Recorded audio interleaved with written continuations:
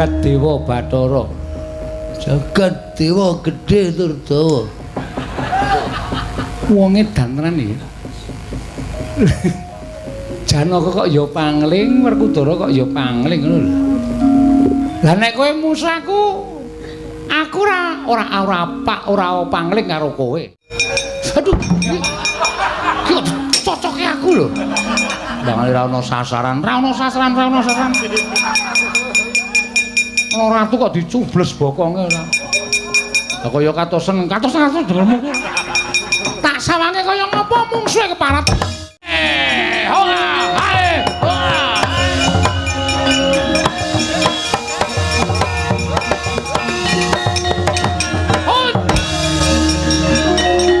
Jagat Dewa Bathara. Jagat Dewa gedhe tur dawa. Wonge dantenan iki. Janaka kok ya pangling, Werkudara kok ya pangling ngono lho. Lah nek kowe musaku, aku ora pangling karo kowe. Kowe sapa? Lho. Kok ora ngerti karo aku lemu dadi satriya urung suwe apa? Waduh, nenggel iki kata-katane. Iya. Nyotamanono. Nggih. Nyotamanono. Nggih. 100. Kresna kok maringi ming 100 sih? Ndara-ndara liyane iki nek kae 2 yuta, 3 yuta. Ya kono melu bendara liyane kono. Ya wis melu kowe wae. 100 trimo ora? Trimo. Trimo ora? Trimo. Ora bengak-bengok tak dondome cangkemmu.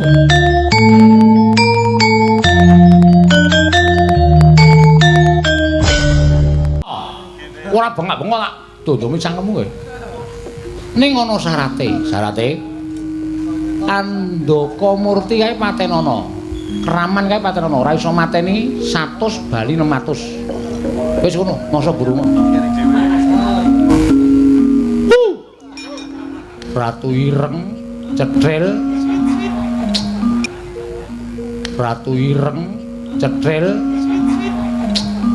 Breng, kowe butuh Detra? Butuh no. Ya, iki ana 15.000. 15.000. Iya. Ya, pancen banget. Ngerti aku karo kowe. Sopo nek pancen ngerti? Kowe Prabu Kresna. Ratu ing Ndarawati. Ya Prabu Narayana. Ya Prabu Padmanaba. Ya Prabu Padmanamtu. Caidan.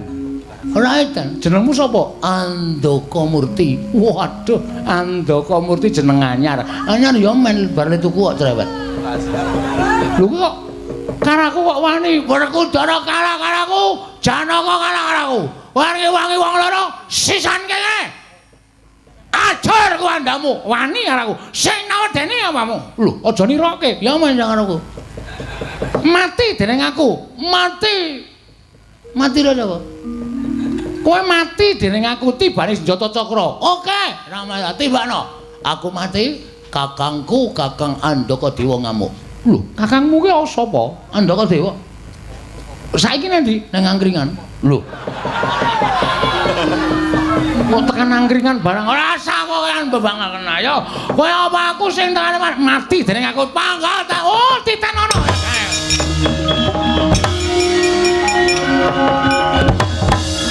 Ratu jireh ya ngono kae. Mengwani nyuwarani tok. Mati dening aku titenono kowe kok mundur. Wah, lah personalenge mung mundur tok. Ora ana sing siji loro telu maju kowe. Iya. Kresna, kowe aja mundur. Kowe kudu iso ngandani para Pandhawa Kresna.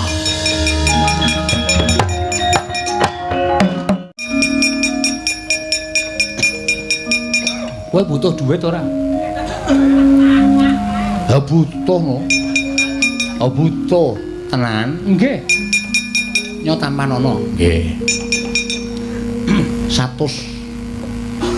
Kresna kok maringi ming 100 sih? Ndara-ndara liyane iki nek kae 2 yuta, 3 yuta. Ya kono melu bendara liyane kono. Ya wis melu kowe wae. 100 trimo ora? Trimo. Trimo ora? Trimo. Ora bengak-bengok tak dondome cangkemmu kowe. Ning ana syarate. Syarate Andaka Murti kae patenana. Keraman kae patenana, ora iso mateni 100 bali 600. Wis ngono, masa burung.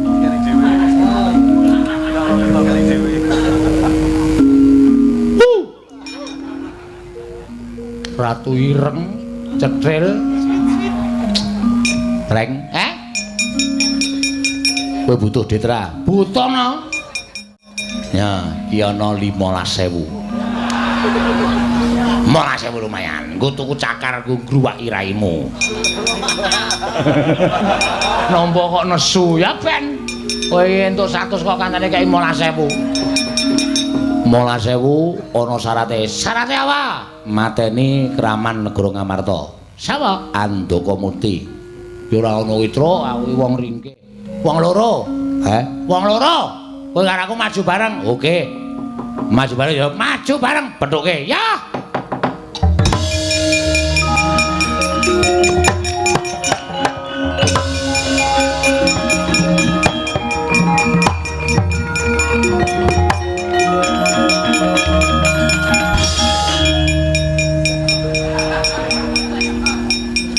Sapa iki? Andaka Murti. Wis apa? Aku Petruk. Pangkatmu? Batur. Sorry, tidak level. Sik. Mandeg sik. Ora iso, ora level ora. Aku ora mungsuh kere-kere, tanganku kotor mungsuhe. Sik to. Oh. Walah, cah. Oh ya iso-iso ning nglakoni ngono lho. Ngapain kau? Ngapa kowe kok njur kaya nyanak-nyanak? Wong kere kok nyanak-nyanak wong sugih. Reng, rene yo.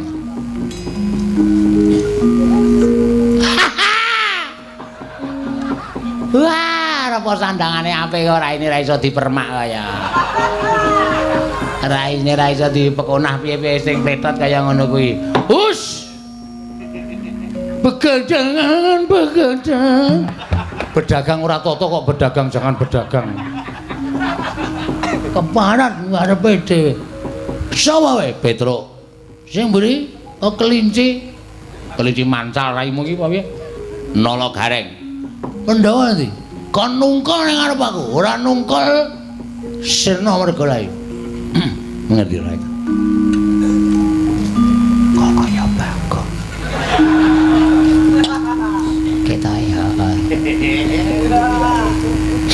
Ngadre. Ketorone sarune mampu pertama. Lah kok ora sok kulaan to? Ora greneng-greneng. Sirmu piye? Karepmu piye? Sirku ngene iki, ora minggat samplok lae. Terus reng.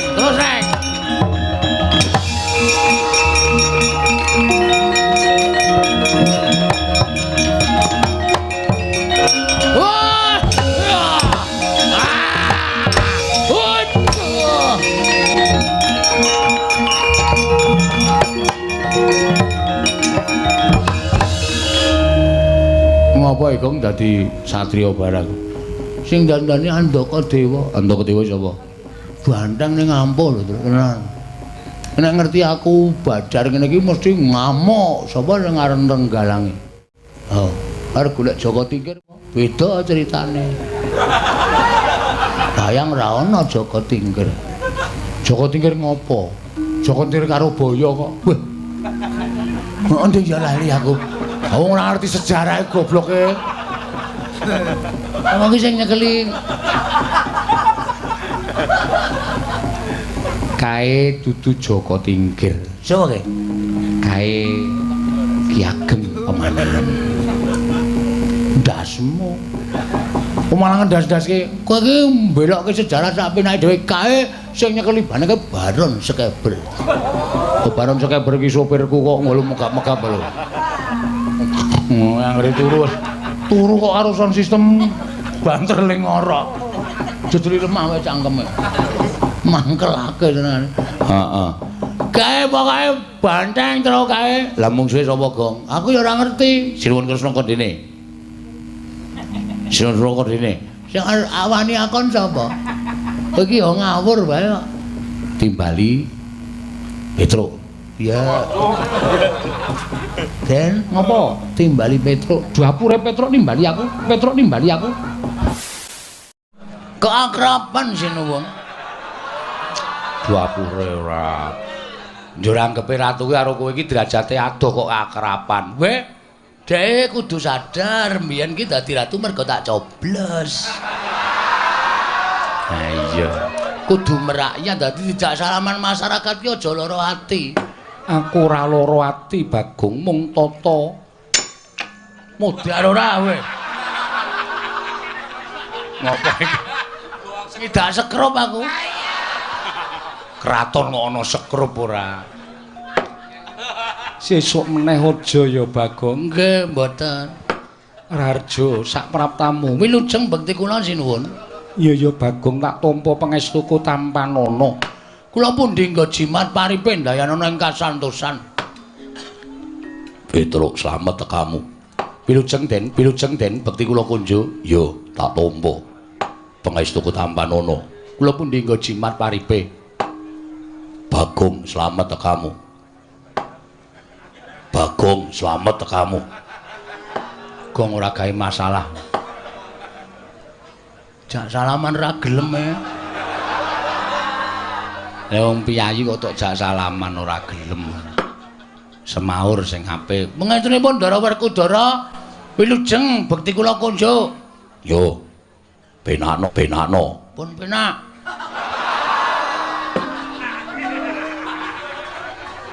Wis penak, Gong. Wis. Petruk Kantong Bolong Pandora Arja sapraptamu. Sinuwun Mandura wilujeng bekti kula kunjuk. Yo. Bagong slamet. Nun, Bagong slamet. pengaturipun Sinuwun Mandura wilujeng nering sambikala kepareng nglanganturaken sembah pangabekti kula kunjuk. Wah edan jangkep tata krama ukaramu. Pengaturipun nggih. Prayoga nunggu menunggu. Sampun boten kirang prayogi. Sampeyan nggih disekecake nggih? Yo. Pun asal unjukan. Durung. Sami. Petruk Padhararja. Ndara Janaka bekti kula. Iya, Bagong Padhararja. Ndara Janaka bekti kula. Iya, Bagong. Pangestuku tampanana. Kula pundi nggo jimat paripe. Petruk wonten dawuh. Eneng apa Petruk teka sira sowan mangka tanpa tinimbalan Panakawan?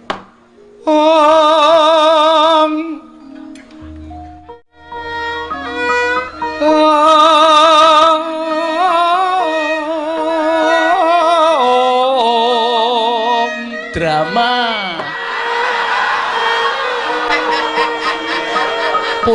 Panakawan. Ana apa dene sira tak timbali malah nangis. Petruk matura, ya gene ana lakon apa Panakawan? Nuwun pangapunten. Kula niku jane mboten kuat ngampet rasa panjenengan parindhawuh Petruk ana apa? Mergi kanan karang kadempel niki peteng. Ya, Gong. Heeh, wong listrike mati. Wah, anggere entuk-entukan ratake iki kowe yakin. Kowe ora mbantu kok.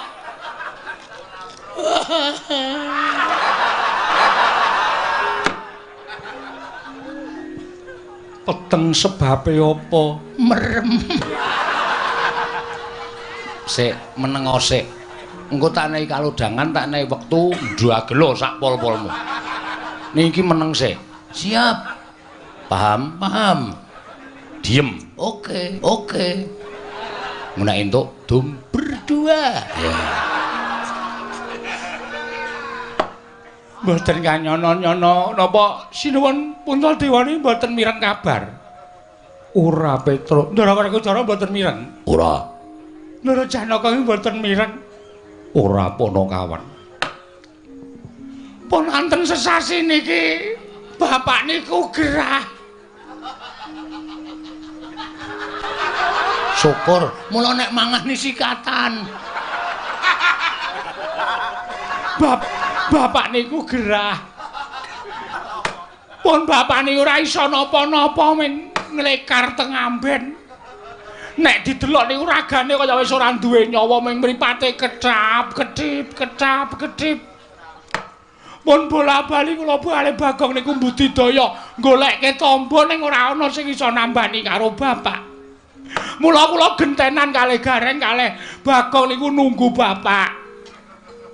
Bareng ngonten bapak niku dek malam Selasa kliwon niku tengah wengi niku dehem monggo biasane ngombe niku kudu diselang. Niki lho nek mboten percaya buktine Bagong niki sing sok nyelang. Maem ya wis ora iso, mimik ya wis ora iso. Bola-bali ming ambegane saya sero ngorok teng mriki niki mergo kean udut. Iya. Lah tengah wengi malam Selasa niku bapak niku paring dawuh kalih kula kalih Gareng kalih Bagong. Bapakmu dawuh kepiye? Destun temen Pandhawa nganti ora ngerti ento Kakang Semar nandhang raga. Werkudara Kakang Semar lara banget. Wah, Petro ora wadul, ora matur karo pepundhen Pandhawa. Lagi saiki kowe matur. Petro mbok ya sowan ning Madukara. Kok kebangetan temen Kakang Semar nandang gerah kok kowe ora matur karo pepundhen. Repot. Sibuk. Lah saniki kula matur bapak niku paring dawuh. Truk. Kowe sowan ning pepundhen Pandhawa. Aku nyuwun pepundhen Pandhawa rawuh ning Karang Kadempel 5 cacahe sinambi mundi pustaka Jamus kelima sada. Ngoten niku. Ora kena gotang Pandhawa kudu jangkep 5. Ndara Puntadewa, Ndara Werkudara, Ndara Janaka, Ndara Klasdewa, Ndara Puntadewa mundi pustaka Jamus kelima sada. Kuwi dadi srana mbok menawa nggonku Waluya Nirmala Temah Jati, Jati Temah Mulya ngoten niku. Mula sowan kula mriki diutus kalih bapak supados mboyong Pandhawa gangsal cacahipun rawuh wonten ing Karang Kadempel sinambi mundi pustaka Jamus kelima sada. Sakaken bapak Ndara awi kula derekke rawuh teng Karang Kadempel sinambi mundi pustaka Jamus kelima sada jangkep Pandhawa gangsal. Nek panjenengan mboten rawuh teng Karang Kadempel yakin bapak mesti sedo. Ya, Kang. Mergo bapak wis mboten gadahi kekuatan babar blas. Pun kula Yasin keping 3 lho. Nek mari ya bek mari, nek sehat ya gek sehat. Ning ora ana undhane babar blas. Winganane bengi dek Petro mboten nonton kalih Gareng ya mboten nonton kula wis omong karo bapak, Pak, mati ya mati ning warisan didum sik. Aduh paraimu lho kowe. Tak dupak genti. Lho. Bapakne kok ngame-ame warisan supaya aja nganti congkrah, Tru. Bapak wis kaya ngono wis ora iso piye-piye. Nek bapak ngerti sek ngono ya. Piye lek arep ngedum warisan? Kowe mesti malak, Gareng kae meneh, arep cilik ning Mecakil kae. Mesti apa-apa dihaki. Aku entuk apa? Aku ki mung wong sarwa ngalah. Omahe mung manggon ning pawone bapak aku ki. Ya mesake kok ya. Kowe njaluk bapak, ora tau dikeki. Petro dalem mundur sikik. Mundur kok. Lah. Ngapae? Ratu dilunggui sikile ora. Sorry. Ora sengaja kok ya. Salahe nang kono. Loh, dhisik aku. Oh iya, Dek. Ngapunten. Kowe tak jarwani ya, Petruk. Nggih. Yen to bapakmu mbutuhake Pandhawa 5 cacahe dina samengko ora kelakon. Lho. Sebabe mara sawangen. Kadangku ingkang mapan ning pepungkuran iki etungen cacahe pira? Ditunggu. Ji, ro, lu, pat, mo. Lho kok 6? Iki rasa. Kowe kok nang kono to yem. Ngisru-ngisruhi pikiran kowe. Minggir. Ora wayahe kok ceniningan nang kono. Tunggal kalih 3 tuh, jiro lupat. Lho, kok mung papat, Tru? Papat. Kok namung sekawan? Kowe tak kandhani ya Petro. Nggih. Kadangmu utawa pepundhenmu ya kuwi Yayi Sedewa ninggal praja. Lho, sebabe merga didukani kelawan bendaramu Njodipati. Lah kok iso didukani sebabe apa? Merga Sedewa nggondheli pustaka Jamus Kelima Sada. Lah pustaka ajeng dipotong pundi? Disuwun ngambil Koko Prabu Ndarawati. Lah kok Sinuhun Ndarawati ora ana? Petruk ora seru-seru. Aku nek tok oyak kaya ngono kuwi gendandapan Petruk. Ratu gendandapan. Merga Koko Prabu Ndarawati rawuh ana ing negara Ngamarta nyuwun ngambil pustaka Jamus Kelima Sada. Pandhawa nyaosake marang pusaka marang Koko Prabu Ndarawati nanging mung Sedewa ingkang nggondheli. Oh, dong kula. Dodok seleng perkara kula wis paham. Dadi Ndara Sedewa niku nggondheli pustaka Jamus Myang Jimat Kelima Sada. Mergo ajeng disuwun ngambil Sinuhun Prabu Ndarawati. Lah Sinuhun Prabu Ndarawati alasane napa? Dasaripun napa kok nyuwun ngambil pustaka Jamus Kelima Sada?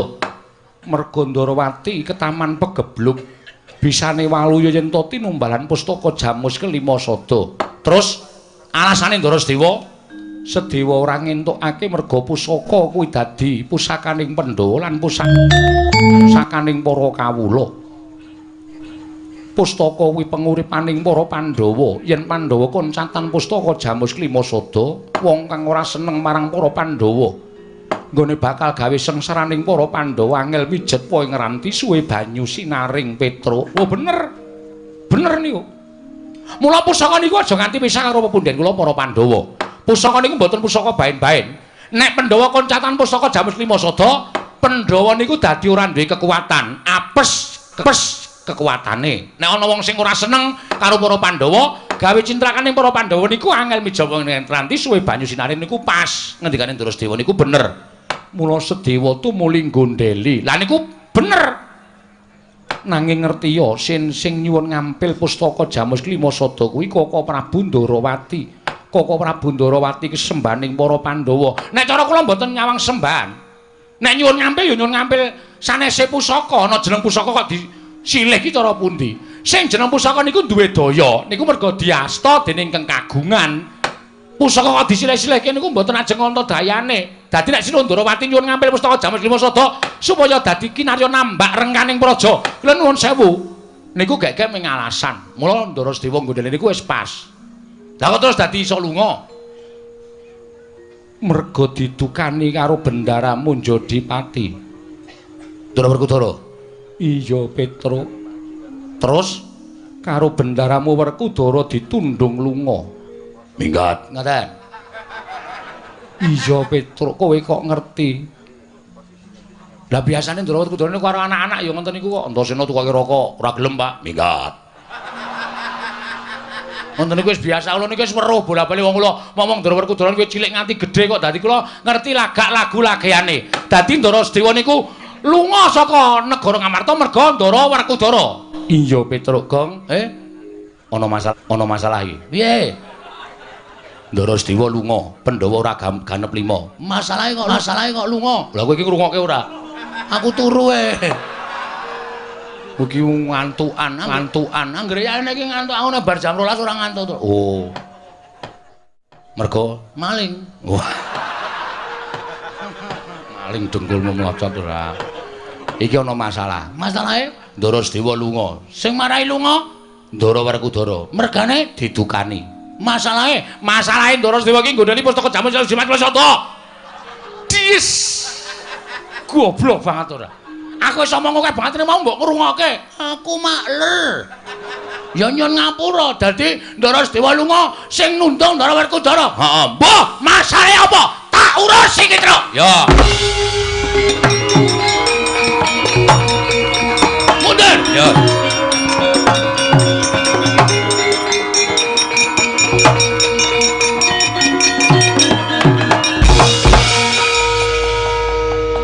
Kula tak takon karo sampean. Wah, Bagong wong edan karo Bendara nuting-nuting. Sampeyan ngaku aja goro. Satria kuwi nek goro cetel kasatriyane. Perkara apa? Kowe nundung Sedewa, ha? Kowe nundung Ndara Sedewa apa ora? Wah, iya. Dasare apa aku tak takon? Sedewa wani karo aku. Dikandhani ora nggugu, aku wegah duwe dulur yang dikandhani ora nggugu. Tak tundung minggat. Terus saiki nek nganti Saundara Sedewa minggat, Pandhawa ora jangkep 5. Monggo Semar loro isane mari, nek Pandhawa rawuh 5 cacahe ning Karang Kadempel. Nek nganti ming 4. Nek nganti Semar, endi Pandhawa? Jira lupat teksek ngono piye? Hah? Ora mikir to kowe? Kula kandhane nggih, Den, Pandhawa niku aja nganti godhang. Merga Pandhawa niku nuwun sewu, 5 cacah iki wis ngrambangke dhewe-dhewe. Ndara Puntadewa kuwi nuwun sewu. Sing barep kuwi nglambangke Ndara Puntadewa kuwi ora tau gelem perang, ora tau gelem tumindak Allah, ora tau gelem tumindak sasar susur, watake resik, lahir batin manembahe taberi. Nyembah karo sing gawe urip. Mula Ndara Puntadewa ki perlambang wong sing manembah karo sing ngakarya jagat. Sampeyan ki kasantosan.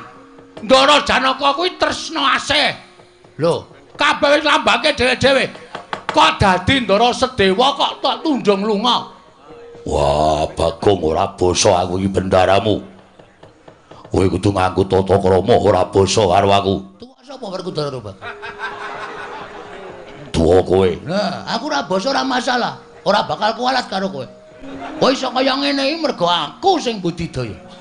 Kowe iso dadi satriya, sampeyan iso lengganing Jodipati nek aku ora ngewangi babat Wanamarta jaman semono. Apa entuk? Pandhawa negara Ngamarta. Kowe ngewangi apa? Kowe meneng wae cangkepe ra satria. Ora kowe iki ngewangi ora. Kowe meneng. Meneng diem. Iya. Aku nek ngomong apa-apa kuwi pokoke ngiyoi. Yo. Ngono entuk didomong loro. Apa-apa kok didomong loro. Hah? Nek kanan kaya ngene sampeyan notohke nyawa. Nyawane sapa? Nyawane Semar. Ngene ngono sampeyan seneng Semar mati, ha? Nek ngono sampeyan seneng Semar mati, ya. Sampeyan bunga Semar mati. Wah, Bagong. Hilang tata kramamu karo aku. Kowe wani karo Werkudara. Nuwun sewu, kula ora wani karo Werkudarane, ning wani karo pambegan sampeyan. Sing rumangsa bener dhewe, ora iso disalahke. Kula ora setuju carane kaya ngono kuwi.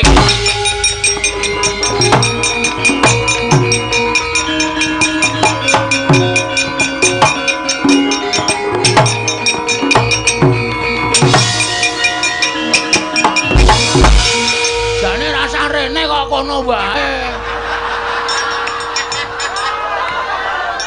Lah ngopo? Aku tratapan. Tratapan, Dik. Malah nyanyi. Ayo.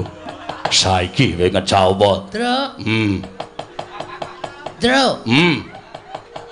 Wangsulana, Truk. Lah piye? Aku ora patek wani nek ngene iki. Kowe jireh ora kene. Wong kene wis kebacut nyegur kali, maju ya klebus, mundur ya klebus. Lah kowe beda pedamane karo aku. Lah piye? Aku nek nyeblong kali ndodok sik. Dugang ora. Kersane pripun? Ora sah nyuli karo Bagong. Wah, yen pancen ora trima karo lungane Sedewa, mergo tak tundung. Anak-anake Semar arep ngopo? Nuwun sewu, mbangane kula kelangan bapak. Luwung kula mati teng negara Ngamarta kula wujuti. Yo, metu njaba. Oke, Truk. Ora sembrono lho, Truk. Ndara Werkudara. Lho, wong kendeli ngene iki kok sebacut nantang ora kaya kowe iki nantang kok mundur iki apa kuwi? Nek kaya aku wis kebacut nantang ngene iki iso luweh. Mbangane kowe karo aku kelangan bapak. Ning nganti Ndara Werkudara ora iso nemokke Ndara Sedewa ora kersa goleki dina iki. Oh, rawe-rawe antas malang-malang putung. Gecek ndas. Wah, gecek geti metu coba. Weh.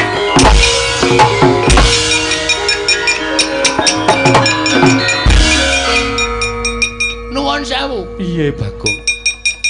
Anane kedadian kaya ngene iki mau merga Kresna nuwun sewu Sundarawati nyilih pusaka Jamus Klimasada. Iya. Sapa sing ngeterke tekan kene? Koko Prabu Ndarawati diderekke Koko Prabu Mandura. Nah, iki sumbering masalah. Hus. Ratu kok dihu.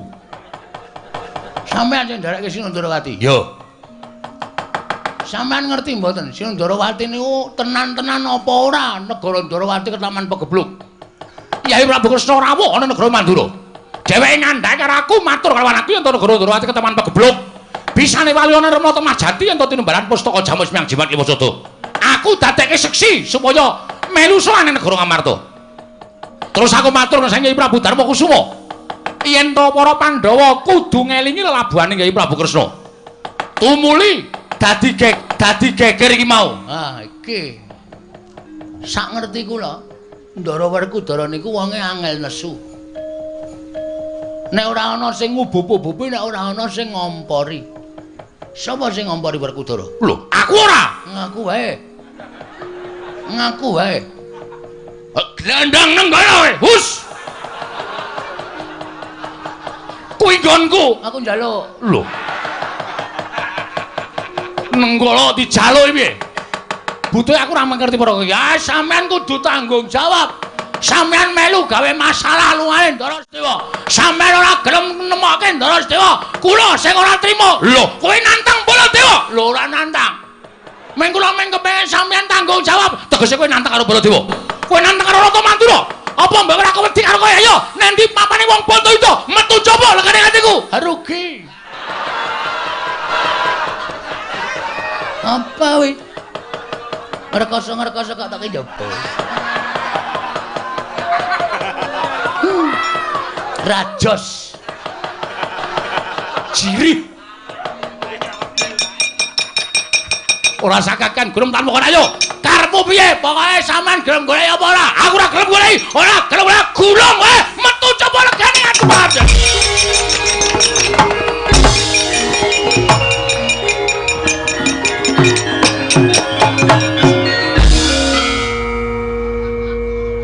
Bagong, Nun, lah kowe iki ngopo? Nantang Koko Prabu metu saka Ndaturaya kok kowe malah begogo. santai. Sing repot rak kono. Wong kene durung siap-siap kok kono. Yo mangkat yo saiki yo ndas ketinggalan kereta. Ora ana Baladewa kok nesune tentang kereta. Aku anggere mlebu nang kraton iki kabeh wis nganu apa jenenge kuwi? Njur do ngawur kata-katane. Kuntadewa barang kok tentang. Ya sing gedhe pangapuramu. Mboten banten menapa. Wis kono nek arep genahke perkara iki metu njaba. Sendika ngestaken dawuh. Nyuwun pamit. Pamit. Nyuwun pamit madal pasilan sinuwun. Sing ati-ati aja kaya bocah cilik. Nggih. Ndara Janaka ulun pamit. Iya ya Bagong sing ati-ati. Aja kaya bocah cilik. Kuwi sing muni aku. Aja kaya bocah cilik. Nggih. Ndara Nekula ulun pamit nggih. Iya ya Bagong sing ati-ati. Njaluk. Sing ati-ati ning Sambikala. Waduh, kok wolak-walik lho omong. Yem aku lunga sik ya. Inggih wis paken dawuh. Paken dawuh. Suwe banget ketemu karo kowe.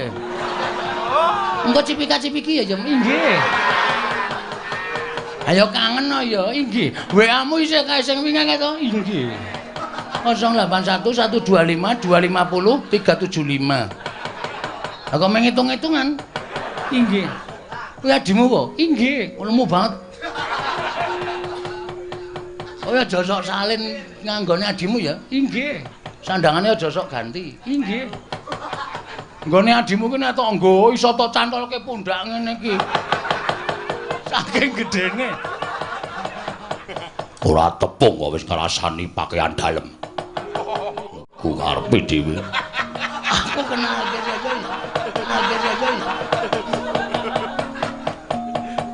Nyun pamit sinun. Sing ati-ati aja kaya bocah cilik. Nun nggih. Mergi nek nganti kula mboten ngelingke Petro iki nek pun nesu wah.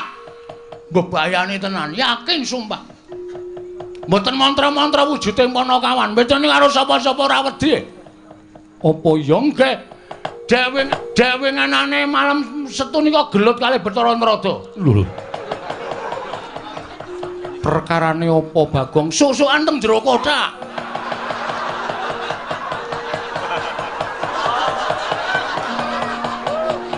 Kok iso Enggak ora weruh. Dosare kabeh. Bathara Narada niku musuh Petra disadol, rame teng jero gludak-gluduk. Sing damekke nggih kula. Ya wis syukur yen to kaya monggo. Nggih ngoten mawon nggih nyuwun pamit. Iya sing ati-ati. Bareng. Iya. Pun Ndara Janaka. Iya sing ati-ati Bagong. Ndara sempet dosare kabeh. Bathara Narada niku musuh Petra disadol, rame teng jero gludak-gluduk. Sing damekke nggih kula. Ya wis syukur yen to kaya monggo. Nggih ngoten mawon nggih nyuwun pamit. Iya sing ati-ati. Bareng. Iya. Pun Ndara Janaka. Iya sing ati-ati Bagong. Ndara Sembadra sehat to? Sehat. Ndara Srikandi. Iya waras Bagong. Syukur. Pun Ndara kula. Iya Bagong sing ati-ati Nun nggih. Oh iya nah. Nggih. Dadah. Inggih ngatos-atos. Pedone ora tak kandhani tuman wae. Wis merna-merna gawe masalah terus nang kampung ki. Adet malam Selasa wingi.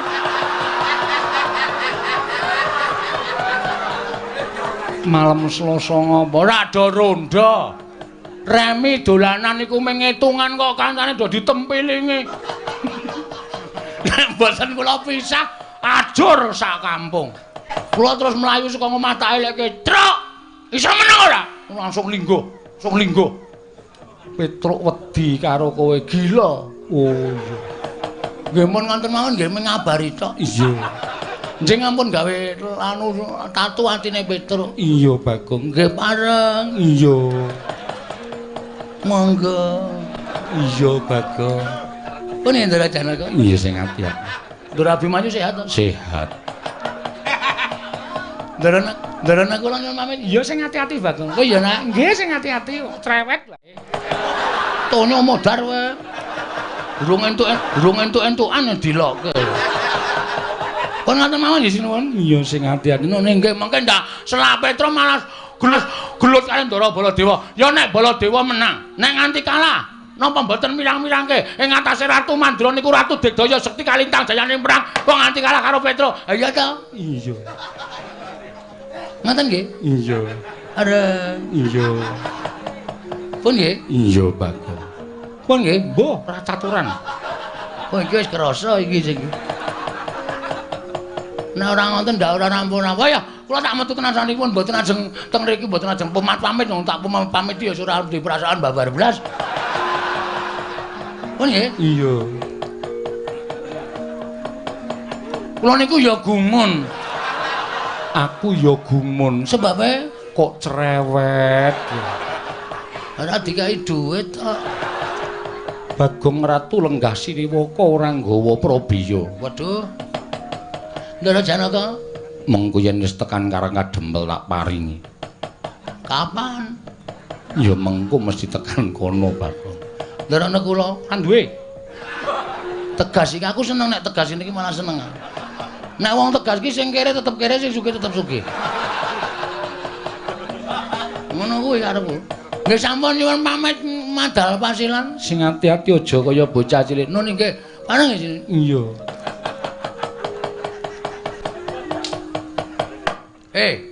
Wonten dawuh. Patena kowe. Nggih. Andakawana. Inggih. Pangling-kaling kula Lurah Bagong. Ora. Sehat to? Iya, pangestunipun waras. Nggodhe 300. Kangge menapa? Nek silise panjenengan menika ngambil dari dipun kunduraken. Iki atas nama Sinuwun Puntadewa. Aku kok nyilih kowe 300 sesuk le nyaur panjenengane. Menapa estu? Dipidana pati wae wae.